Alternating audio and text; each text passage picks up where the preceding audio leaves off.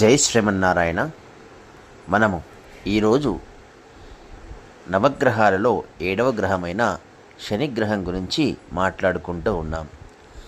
వేద జ్యోతిష శాస్త్రంలో శనిగ్రహానికి ఒక ప్రత్యేకమైన మరియు ముఖ్యమైన స్థానం ఉంది. ఈ శనిగ్రహం కర్మ ఫలదాతగా ప్రసిద్ధి చెందింది. అంటే వ్యక్తులు చేసే మంచి చెడు పనులకు అనుగుణంగా ఫలితాలను ఇస్తుంటాడు శనీశ్వరుడు. శనిని పాపాత్మక మరియు క్రూరమైన గ్రహంగా పరిగణించినప్పటికీ ఆయన అనుగ్రహం ఉంటే ఐశ్వర్యం, ఆనందం కలుగుతాయి. శనిగ్రహం చాలా నెమ్మదిగా కదిలే గ్రహం. ఇది క్రూరమైన గుణాన్ని కలిగి ఉండి పాప ఫలాలను అందించే గ్రహంగా గుర్తించబడింది. శని మకర మరియు కుంభరాశులకు అధిపతి. పుష్యమి, అనురాధ మరియు ఉత్తరాభాద్ర నక్షత్రాలపై కూడా ఈ శనీశ్వరుడు ఆధిపత్యం వహిస్తుంటాడు. శని మహాదశ 19 సంవత్సరాల పాటు ఉంటుంది. ఈ నవగ్రహాలలో బుధుడు మరియు శుక్రుడు శనికి మిత్రులుగా, రవి, చంద్రుడు మరియు కుజుడు శత్రువులుగా పరిగణించబడుతూ ఉంటారు. అదేవిధంగా గురువు సముడుగా ఉంటాడు. ప్రాచీన గ్రంథాల ప్రకారం శని నలుపు వర్ణంతో, వృద్ధుడి రూపంలో, సన్నగా మరియు పొడవుగా ఉంటాడు. ఆయనను నపుంసక గ్రహంగా కూడా వర్ణిస్తారు.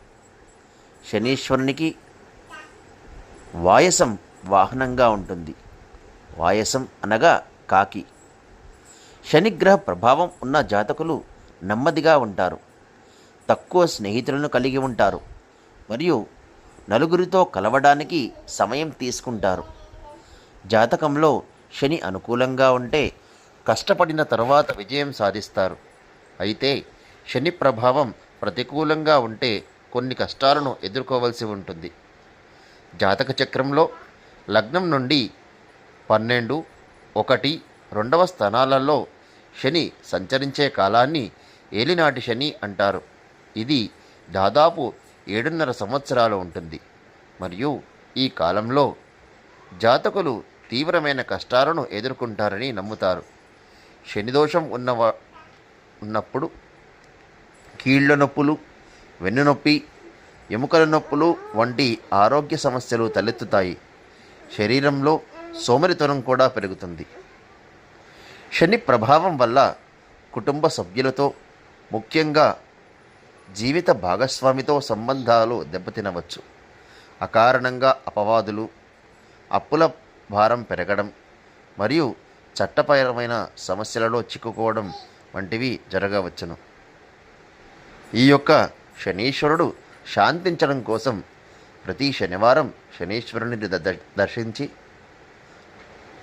తైలాభిషేకం జరిపించడం, ఆ యొక్క శనీశ్వరునికి నల్ల వస్త్రములను సమర్పించడం, నల్ల నువ్వులను దానంగా ఇవ్వడం ద్వారా ఈ శనీశ్వరునికి ఉపశమనం కలుగుతుందని శాస్త్రాల ప్రకారం చెప్పబడినది. జై శ్రీమన్నారాయణ.